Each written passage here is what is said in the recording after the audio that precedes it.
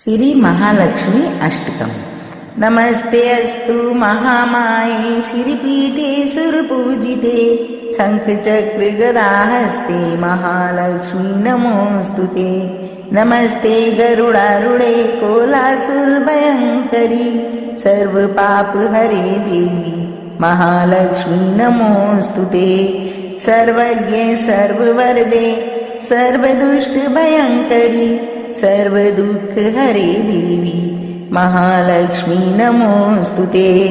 सिद्धिबुद्धिप्रदे देवी भुक्तिमुक्तिप्रदायिनी मन्त्रमूर्ते सदा देवी महालक्ष्मी नमोऽस्तुते।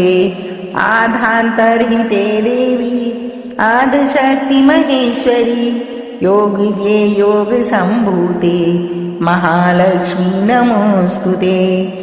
स्थूल सूक्ष्मे महारौद्रे महाशक्ति महोदरे महापापहरे देवी महालक्ष्मी नमोऽस्तुते। पद्मासनस्थिते देवी परब्रह्मस्वरूपिणी परमेशी जगन्माते महालक्ष्मी नमोऽस्तुते। श्वेताम्बरधरे देवी नानालङ्कारभूषिते जगति स्थिते जगन्माते महालक्ष्मी नमोऽस्तुते। महालक्ष्मी अष्टकम् स्तोत्रं ये पठेद् भक्तिमान् नरे सर्वसिद्धिं वाप्नोति राज्यं प्राप्नोति सर्वदा।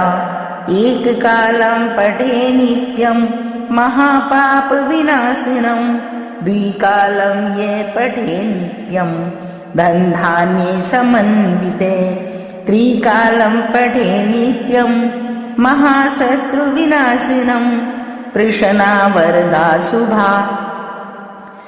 साक्षात् श्री आदिशक्ति माताजी श्री निर्मला देव्यै नमो नमः।